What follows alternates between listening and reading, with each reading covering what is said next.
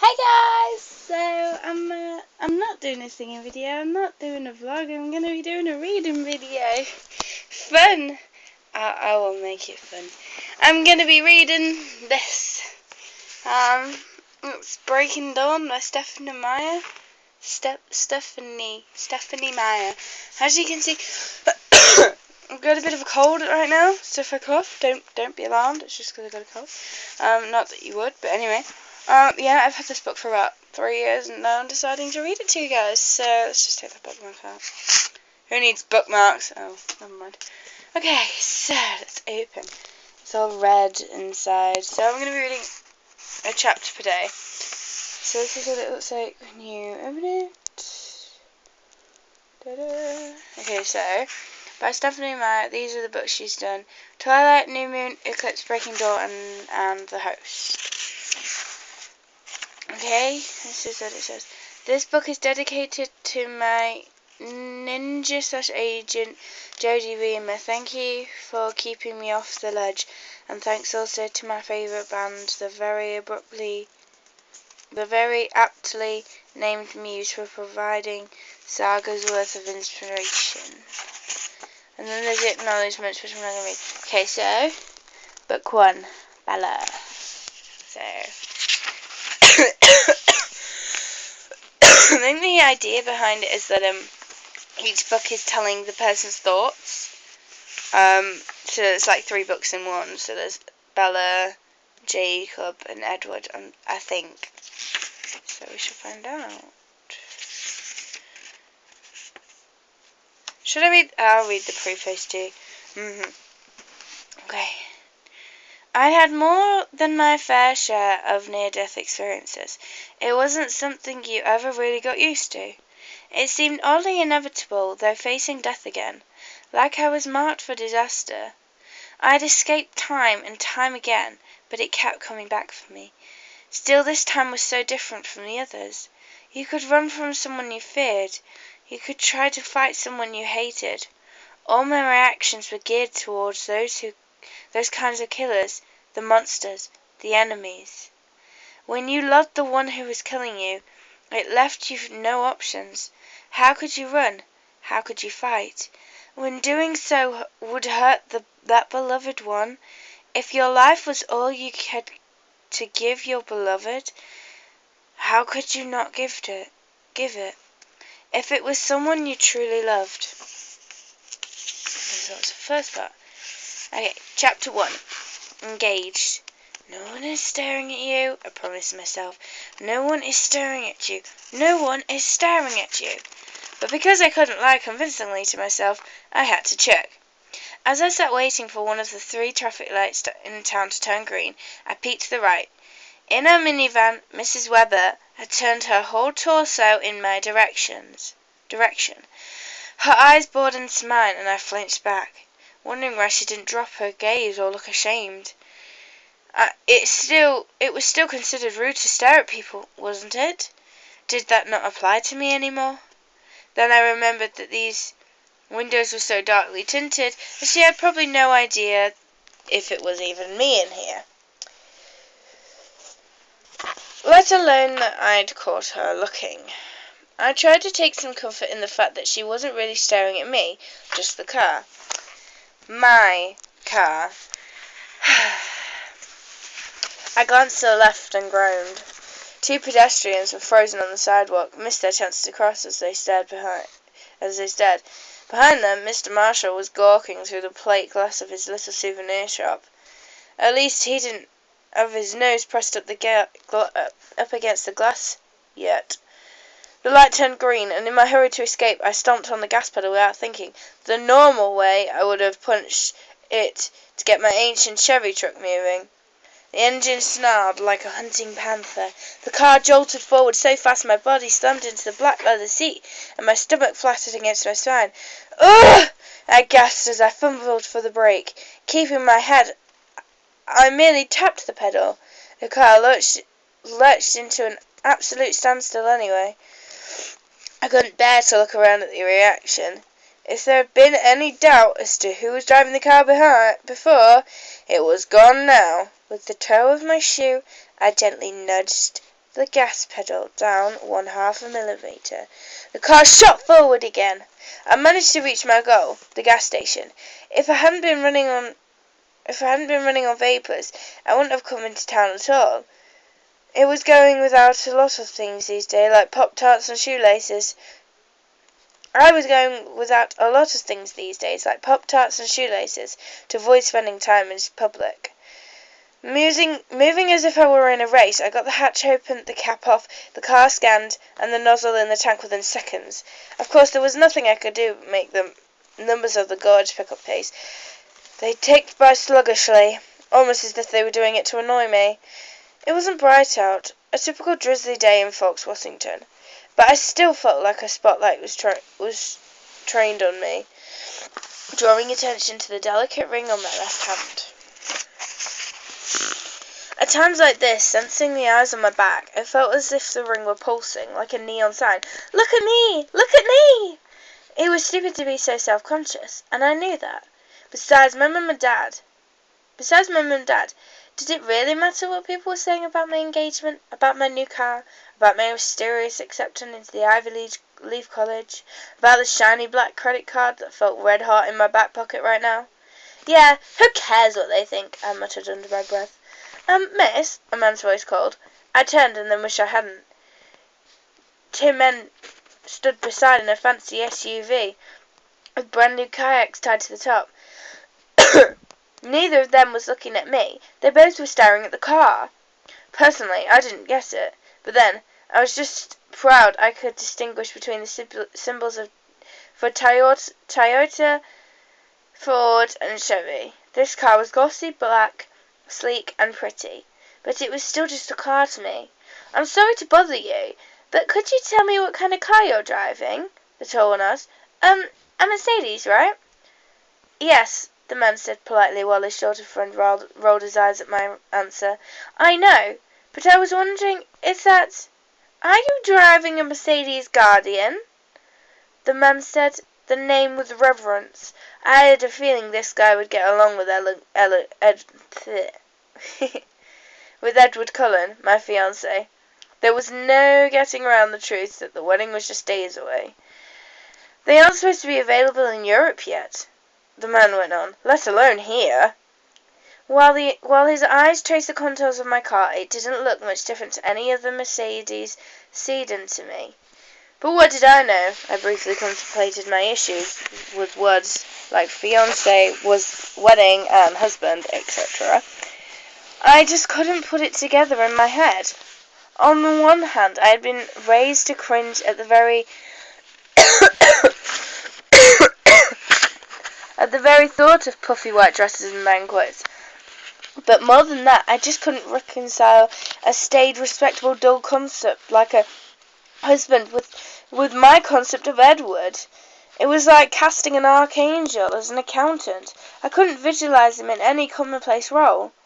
Like always, as soon as I started thinking about Edward, I was caught up in this dizzy spin of fantasies. The stranger had to clear his throat to get my attention. He was still waiting for an answer about the car's make and model. I don't know, I told him honestly. Do you mind if I take a picture with him? Really? You wanted to... It took me a second to process that. Really? You want to take a picture with the car? Sure. Nobody is going to believe me if I don't get proof.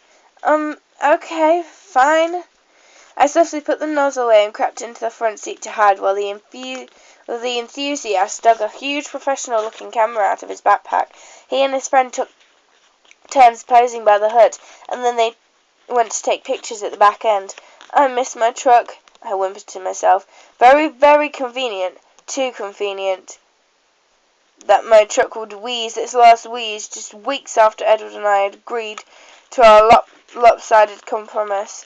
One detail of which was he'd be allowed to replace my truck when it passed on. Edward saw it was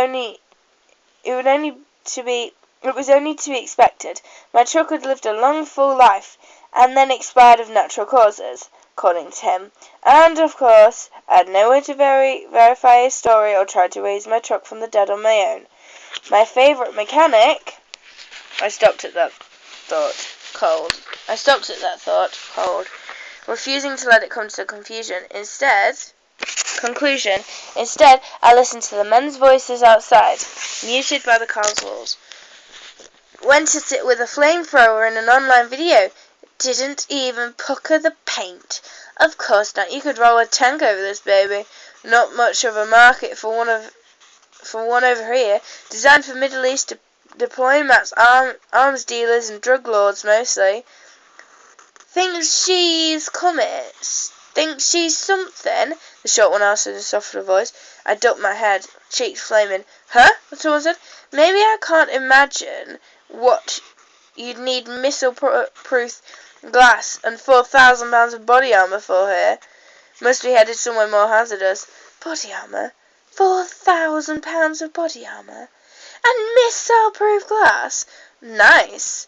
What happened to the good old-fashioned bulletproof? Well, at least it made some sense if you had a twisted sense of humour. It wasn't like I hadn't expected Edward to take advantage of our deal. To weight it on his side so that he could give so much more than he would receive. I'd agree that he could replace my truck when it needed replacing, not expecting that moment to come quite so soon, of course, when I'd been forced to admit that the truck had become no more than a still-life tribute to the classy Chevys on my curb. I knew his idea of a replacement was probably going to embarrass me. Make me the focus of stares of whispers. I'd been right about that part, but even in my darkest imaginings, I had not foreseen that he would get me 2 cars, the before car and the after car. He'd explained when I flipped out. This was just the before car. He told me it was a loaner and promised he was returning it after the wedding. It all had made absolutely no sense to me, until now. Because I was so fragilely human, so accident-prone, so much a victim of my own dangerous bad luck. Apparently I needed a tank-resistant car to keep me safe. Hilarious. I was sure he and his brothers had enjoyed the joke quite a bit behind my back. Or maybe, just maybe, a small voice whispered in my head, It's not a joke, silly. Maybe he's really that worried about you. This wouldn't be the first time he's gone a little overboard trying to protect you. I sighed. I hadn't seen the after car yet. It was hidden under a sheet in the deepest corner of the Cullens' garage. I knew most people would have peeked by now, but I really didn't want to know. Probably no body armour on that car, because I wouldn't need it after the honeymoon. Virtually indestructible was just one of the many perks I looked forward to. The best parts about being a Cullen were not expensive cards or impressive credit cards. Hey, the man called, cupping his hands to the glass in an effort to peer in. We're done now, thanks a lot. You're welcome, I called back, and then tensed as I started the engine and eased the pedal ever so slightly down. No matter how many times I drove down the familiar road home, I still couldn't make the rain-faded flyers fade into the background. Each one of them stapled to telephone poles and taped to street signs was like a fresh slap in the face. I well deserved a slap in the face. My mind was sucked back into the thought I'd interrupt so immediately before. I couldn't avoid it on this road, not with pictures of my favourite mechanic flashing past me at regular intervals. Oh, just see how many pages you've got left.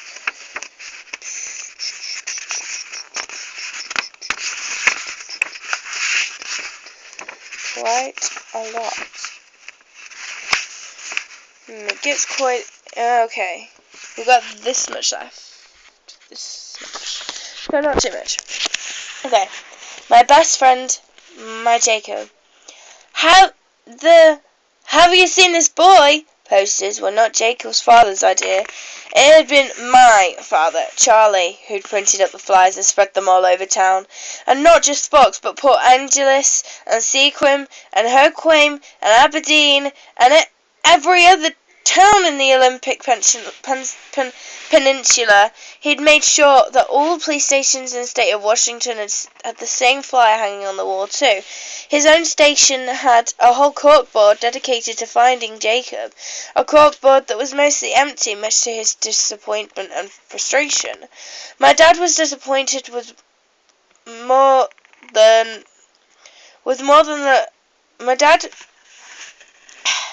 My dad was disappointed with more than the lack of response.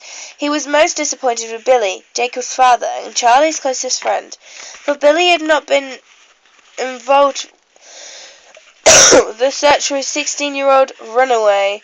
For Billy's refusing to put up the flyers in LA Push, the reservation on the coast that was Jacob's home, for his seeming resigned to Jacob's disappearance, as if there was nothing he could do, by saying Jacob's grown up now. He'll come home if he wants to.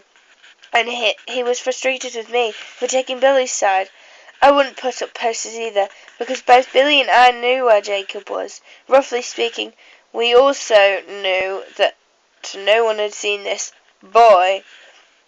The flyers put this usual big fat lump into my throat, the usual stinging tears in my eyes, and I was glad Edward was out hunting this Saturday. If Edward saw my reaction, it would only make him feel terrible too.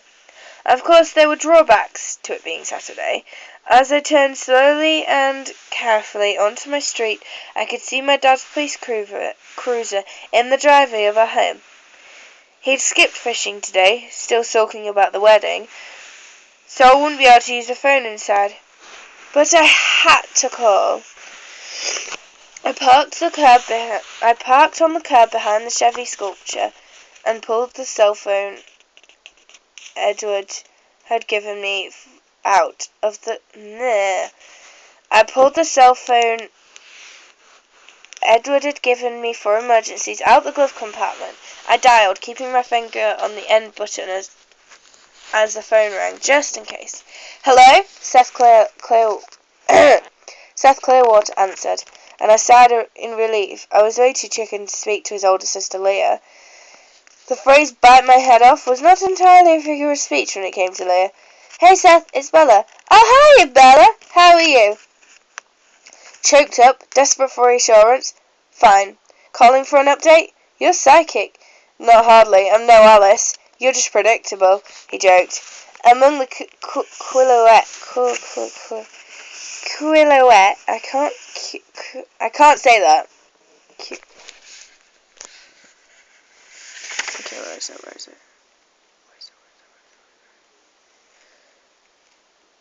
That right there. Quillouette. Okay, that's how I'm gonna say it. Quillouette. Packed on LA Push. Only Seth was comfortable, even mentioning the Cullums by name, let alone joking about things like my nearly omniscient sister-in-law to be. I know I am. I hesitated for a minute. How is he? Seth sighed. Same as ever. He won't talk, though he knows he hears us. He's trying not to think human, just going with his instincts. Do you know where he is now? Somewhere in northern Canada. I can't tell you which province. He doesn't pay much attention to state lines. Any hint that he might... He's not coming home, Bella. Sorry. I swallowed. It's okay, Seth. I knew before I asked. I just can't help wishing. Yeah, we all feel the same way. Thanks for putting up with me, Seth. I know the others must give you a hard time. They're not your hugest fans, he agreed cheerfully. I'm glad this is nearly over. Kinda lame, I think. Jacob made his choices, and you made yours. Jake doesn't like their attitude about it. Course he isn't super thrilled that you're checking up on him either. I gasped. I thought he wasn't talking to you. He can't hide everything from us, hard as he's trying. So Jacob knew I was worried. I wasn't sure how I felt about that. Well, at least he knew I hadn't skipped off into the sunset and forgotten him completely. He might have imagined me capable of that. I guess I'll see you at the wedding, I said, forcing the word out through my teeth. Yeah, me and my mum will be there. It was cool of you to ask us. I smiled at the enthusiasm in his voice. Though inviting the Clearwaters had been Edward's idea, I was glad he'd thought of it, though. Having Seth there would be nice.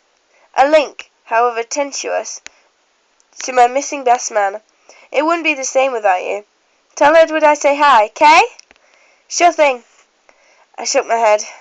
The friendship that had sprung up between Edward and Seth was something that still boggled my mind. It was proof, though, that things didn't have to be this way, that vampires and werewolves could get along just fine. Thank you very much. If they were a mind to... Thank you very much if they were a mind. The vampires and werewolves could get along just fine. Thank you very much if they were a mind to. Oh, I get it now.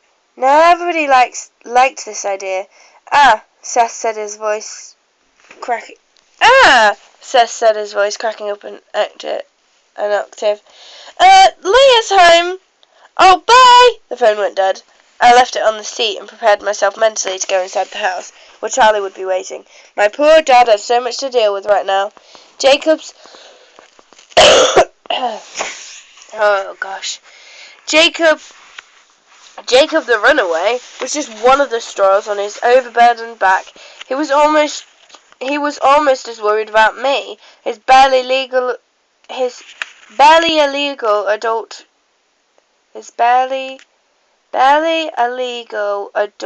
daughter, who was about to come Mrs. in just a few days' time. I walked slowly through the light rain, remembering the night we told him. Okay, so this is a flashback of what happened. Okay. As the sound of Charlie's cruiser announced his return, the ring suddenly weighed 100 pounds on my finger. I wanted to shove my left hand in a pocket, or maybe sit on it, but Edward's cool, firm grasp kept it in front and centre.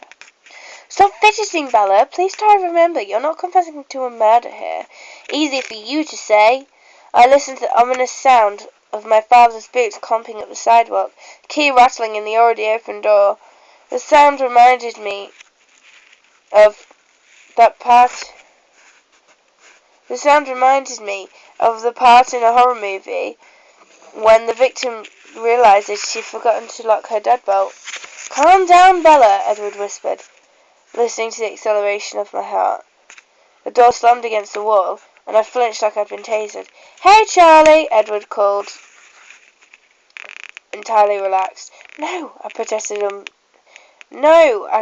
under my breath. What? Edward whispered back. Wait till he hangs his gun up. Edward chuckled and ran his free hand through his tiles of bronze hair. Charlie came round the corner, still in his uniform, still armed, and tried not to make a face when he spied us sitting together on the love seat. Lately, he'd been putting forth a lot of effort to like Edward more. Of course, this revelation was sure to end the effort immediately. Hey, kids, what's up? We'd like to talk to you, Edward said, so serene. We have some good news. Charlie's expression went from strained friendliness to black suspicion in a second. Good news? Charlie growled, looking straight at me. Have a seat, Dad. He raised one eyebrow, stared at me for 5 seconds, then stomped to the recliner and sat down on the very edge, his back ramrod straight. Don't get worked up, Dad, I said after a moment of loaded silence. Everything's okay. Edward grimaced, and I knew it was in objection to the word okay.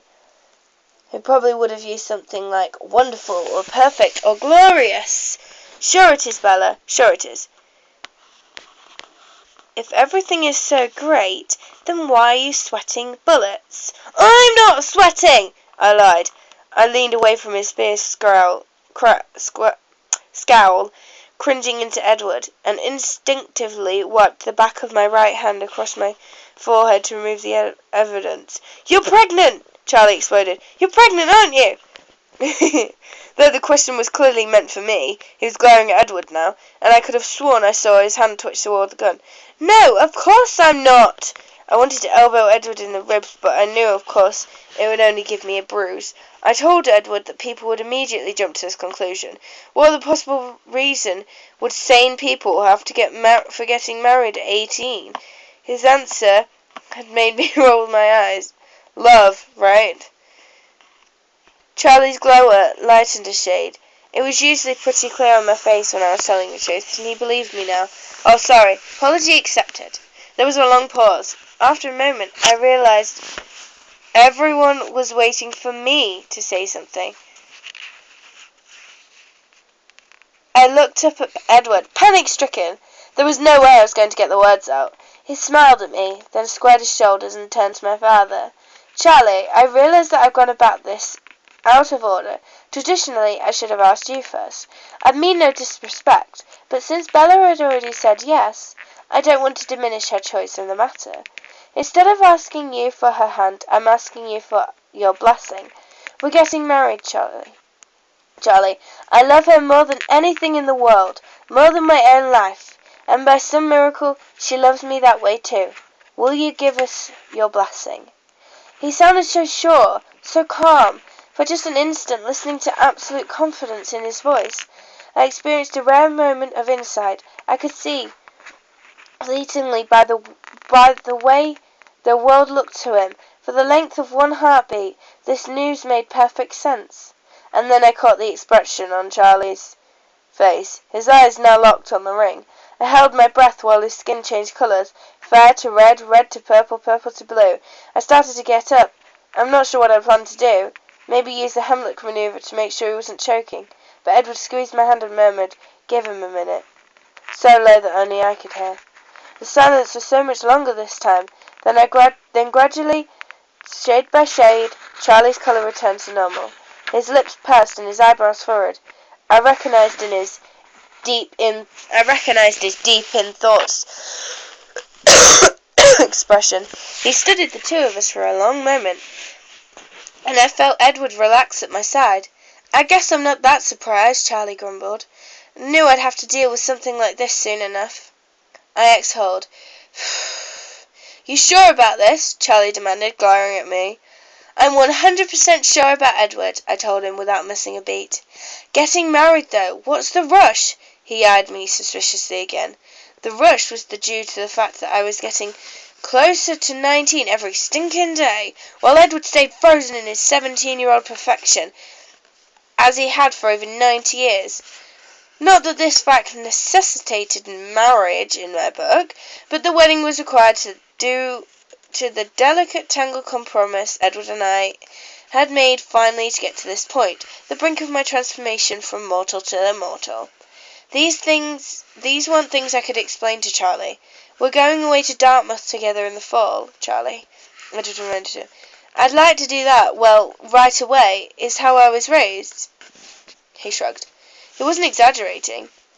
They'd been on old-fashioned morals during World War One. Charlie's mouth twisted to the side, looking for an angle to argue from. What could he say? I'd prefer you to live in sin first.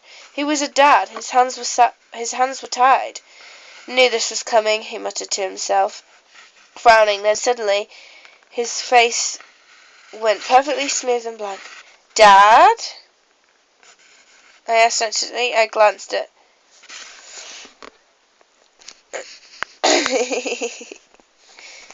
"Dad?" I asked anxiously. I glanced at Edward, but I couldn't read his face either as he watched Charlie. "Ha!" Charlie exploded. I jumped in my seat. "Ha! Ha! Ha!" I stared incredulously as Charlie doubled over in laughter. His whole body shook with it. I looked at Edward for a translation, but Edward had his lips pressed tightly together, like he was trying to hold back laughter himself. "Okay, fine," Charlie choked out. "Get married." Another roll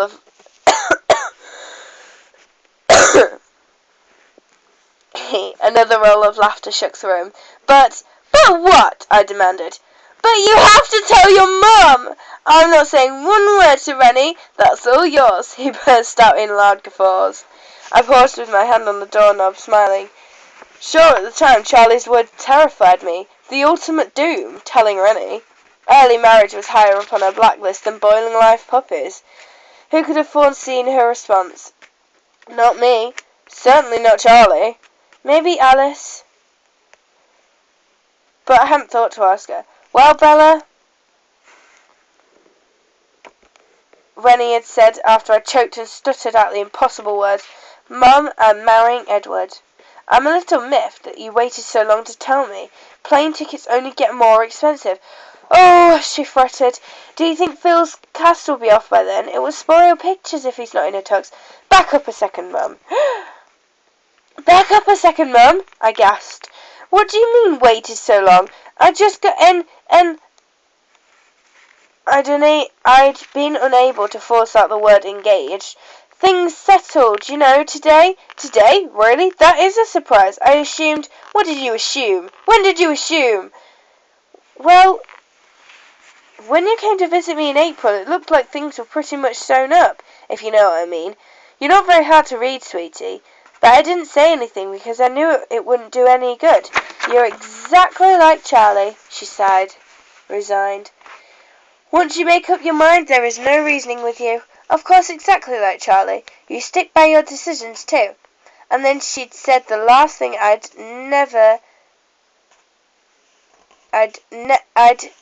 she said the last thing that I'd ever expected to hear from my mother. You're not making my mistakes, Bella. You sound like you're scared, silly, and I'm guessing it's because you're afraid of me, she giggled. Of what I'm going to think, and I know I've said a lot of things about marriage and stupidity, and I'm not taking them back, but you need to realize that those things are specifically applied to me. You're a completely different person than I am. You make your own kinds of mistakes, and I'm sure you'll have your share of regrets in life. But commitment was never your problem, sweetie. You have a better chance of making this work than most 40-year-olds, you know. Rennie laughed again. My little middle-aged child. Lucky you have found another old soul. You're not mad. You don't think I'm making a humongous mistake? Well, sure, I'd wish you'd wait a few more years. I mean, do I look old enough to be a mother-in-law to you? Don't answer that. But but this isn't about me. This is about you. Are you happy? I don't know. I'm having an out-of-body experience right now. Rennie had chuckled. Does he make you happy, Bella? Yes, but are you ever going to want anyone else? No, but what? But aren't you going to say that I sound exactly like any other infatuated teenager since the dawn of time? You've never been a teenager, sweetie. You know what's best for you. Just see how many... Oh, there's only 2 more pages.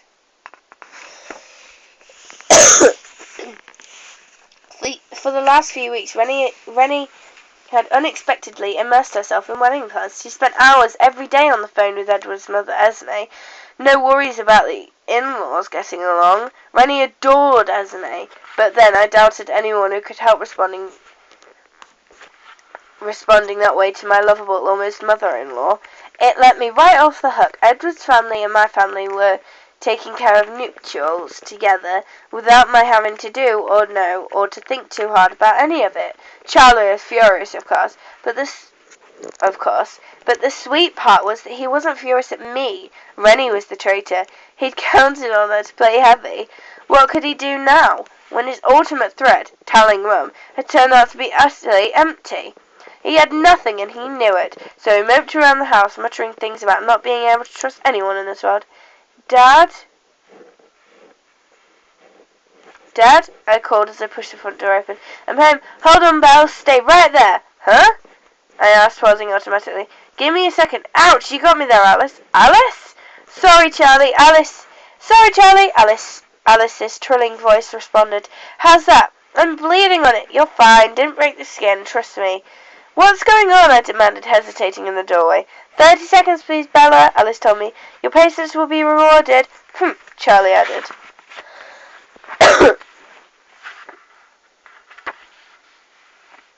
I tapped my foot, counting each beat.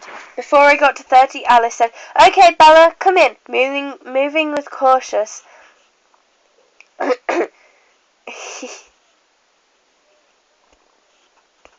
Moving with caution, I rounded the little corner into our living room.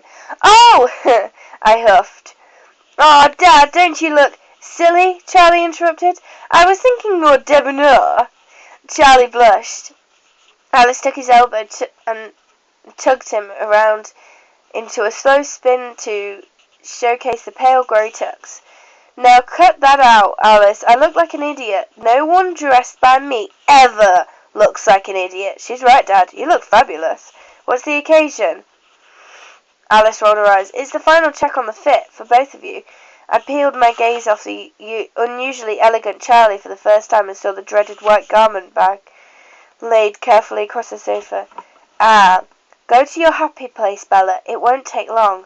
I sucked in a deep breath and closed my eyes. Keeping them shut, I stumbled my way up the stairs to my room. I stripped down to my underwear and held my arms straight out. You'd think I was shoving bamboo splinters under your nails, Alice muttered herself as she followed me in. I paid no attention to her. I was in my happy place. In my happy place, the whole wedding mess was over and done. Behind me, already repressed and forgotten. We were alone, just Edward and me. The setting was fuzzy and constantly in flux. It morphed from misty forest to cloud-covered city to Arctic night, because Edward was keeping the location of our honeymoon a secret, to surprise me. But I wasn't especially concerned about the where part. Edward and I were together, and I'd fulfilled my side of the compromise perfectly. I'd married him. That was the big one. But I'd also accepted all his outrageous gifts and was registered, now futilely to attend Dartmouth College in the fall. Now it was his turn. Before he turned me into a vampire, his big compromise, he had one other stipulation to make good on. Edward had an obsessive sort of concern over the human things that I would be giving up, the experiences he didn't want me to miss. Most of them, like the prom, for example, seeming silly to me. There was only one human experience I worried about missing. Of course, it would be the one he wished I would forget completely. Here was the thing, though. I knew little about what I was going to be like when I wasn't human anymore. I'd seen newborn vampires firsthand, and I heard all my family to be stories about those wild early days. For several years, my biggest personality trait was going to be thirsty. It would take some time before I was me again, and even when I was in control of myself, I would never feel exactly the way I felt now, human and passionately in love. Nearly finished, guys. I wanted the complete experience before I traded in my warm, breakable